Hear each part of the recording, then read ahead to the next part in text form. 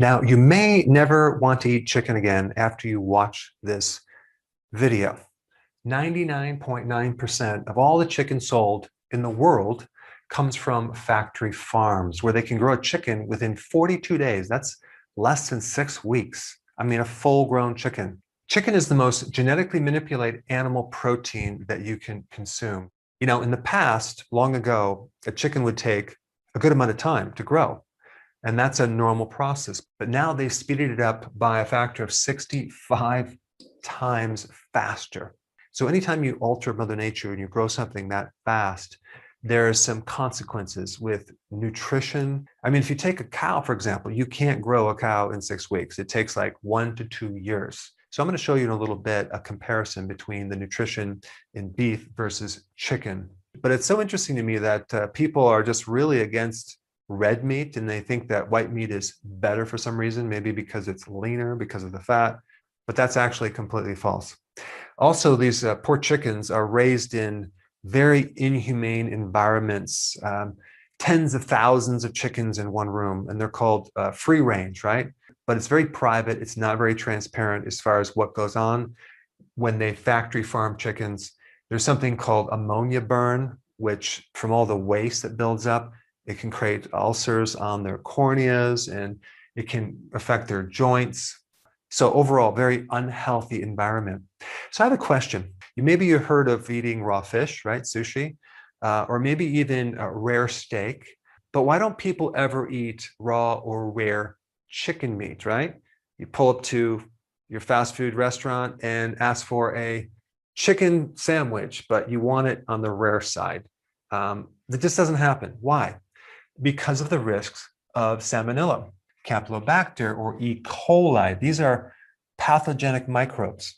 Why would these pathogens be in chicken, but yet you don't see them in other animal products?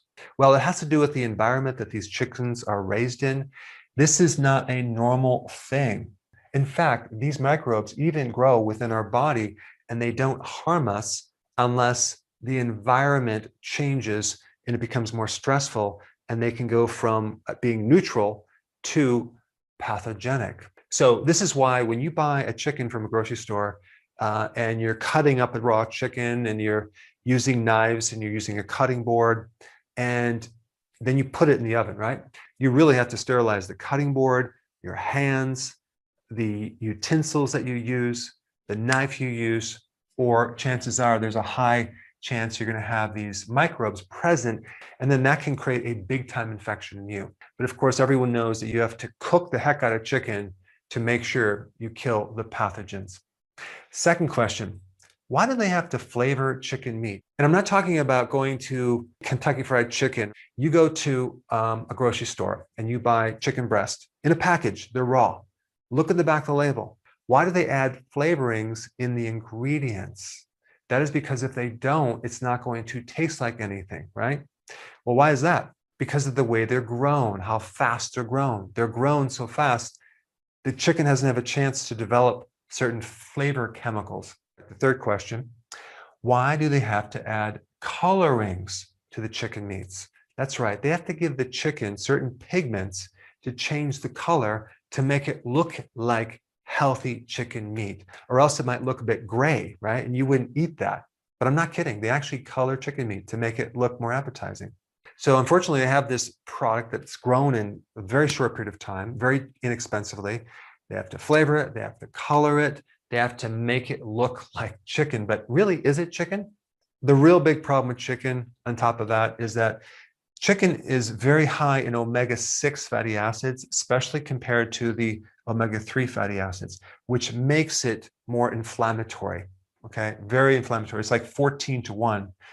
We need it to be 1 to 1, okay? But it's 14 to 1. It's pretty high. And there's something else you need to know. There's rendered ingredients. In this definition of rendered, that means you're boiling it or you're doing something to separate out certain parts of this product. You might be boiling off the fat or separating certain particulates out of something. So in commercial chicken feeds, okay, there's rendering products. And one is called yellow grease. Yellow grease. Now, what is yellow grease? Well, it's used cooking oil. And it definitely sounds better than deep fried vegetable waste oil or waste grease. They recycle deep fried seed oils that have been fried probably for weeks or months, and then they're going to recycle that back into feed. So not only is the chicken consuming like things like soy and corn, very high in omega-6, but they also have this additional thing in the feed, unfortunately, because you can kill two birds. First of all, it's a hazard in landfills, right? So that way, why don't we just put it into the feed for animals, which we indirectly eat? So now you know why you can go to Costco and buy a chicken for $4. It's like $2 a pound. I mean, that blows me away. Now, I personally have about 16 chickens, and what I'm talking about is completely different than those chickens, which eat bugs all day long and worms and things like that. And I feed them fermented grains, no soy, no corn, not GMO. It's organic feed. But the big point is I know what it takes to buy the feed, a high quality feed to feed these chickens, and to be able to sell a full grown chicken for $4 with all the different people involved, the distributor, the store, the farmer. I mean, that is incredible. Someone could actually even make a profit on that. They probably don't make a profit. But the point is that to grow a healthy chicken, to grow healthy eggs, it does take high quality ingredients. It takes time, it takes money. But unfortunately, people demand the cheapest food possible. And of course, you get what you pay for. And that's what I'm going to talk about in the next slide, low nutrition. So let's compare beef versus chicken. I'm not even really comparing grass-fed beef, okay, except right here. This is just conventional beef. If we compared grass-fed beef, which I will recommend a video at the end, it's a whole different picture. But if we compare, look at B12. We got 2.64 versus 0.3. That's like comparing the RDA's 43% versus 5%. There's more zinc, okay? There's more iron, there's more potassium, there's more choline, which is good for your liver. There's more folate.